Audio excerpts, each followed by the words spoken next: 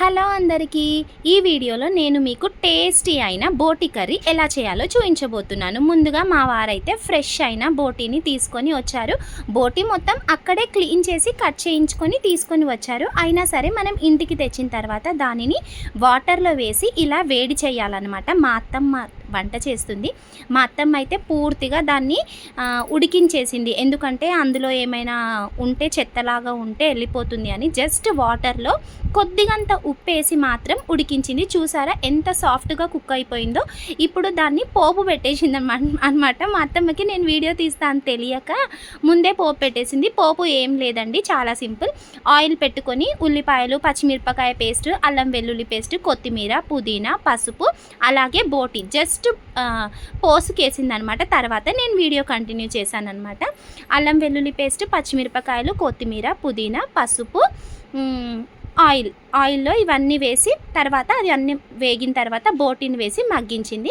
ఇప్పుడు బోటి కూడా కాసేపు మగ్గిన తర్వాత మనము రుచికి సరిపడా కారం అలాగే ఉప్పును కూడా వేసుకొని మగ్గించుకోవాలన్నమాట. కారం ఉప్పు ముక్కలకి చాలా బాగా పట్టాలి. ఆల్రెడీ ఉప్పు తక్కువ వేసింది మా అత్తమ్మ, ఎందుకంటే బోటి ఉడికించేటప్పుడే మనం కొద్దిగా ఉప్పేసి ఉడికించుకున్నాము సాఫ్ట్గా ఉండడం కోసం. అందుకని ఇప్పుడు ఉప్పును తక్కువగా వేసుకొని ఉప్పు కారం దానికి పట్టే విధంగా అప్పుడే కుక్కర్ పెట్టేసుకోకుండా కాసేపు పక్కన పెట్టేసేయాలి. ఆ తర్వాత టమాటా ముక్కల్ని కూడా కట్ చేసి టమాటా ముక్కల్ని కూడా అందులో వేసేసింది.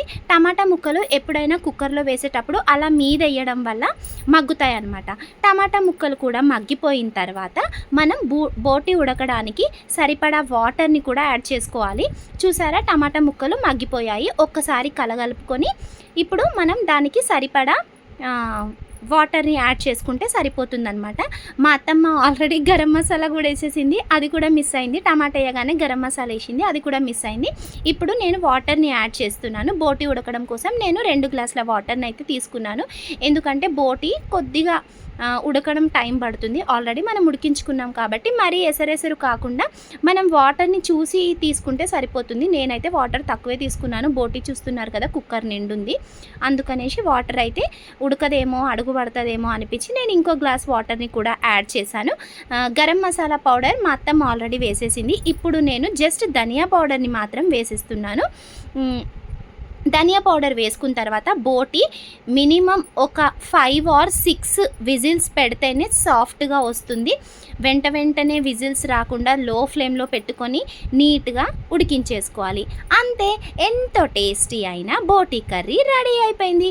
చూసారా, యమ్మీ బోటి రెడీ అయిపోయింది. ఇప్పుడు వేడి అన్నంలో బోటి కర్రీ వేసుకొని తిన్నాం. ఈ స్పెషల్ ఎందుకు అంటే మా అత్తమ్మ వచ్చింది మా ఇంటికి, అందుకని మేమైతే బోటి కర్రీ చేసుకున్నాం. మా బోటి కర్రీ మీకు నచ్చిందో లేదో చెప్పండి. చాలా ఈజీగా సింపుల్గా ట్రై చేసేయండి. మా అత్తమ్మ చేసిన బోటి కర్రీ మీకు నచ్చినట్టయితే please like, share, comment and subscribe. Thank you so much for watching. తప్పకుండా ట్రై చేసి తిని ఎలా ఉందో కామెంట్ చేయడం మాత్రం మర్చిపోకండి. నేనైతే వండగానే పెట్టేసుకున్నాం, నేను మా అత్తమ్మ. ఇది మా అత్తమ్మ స్టైల్ బోటి కర్రీ.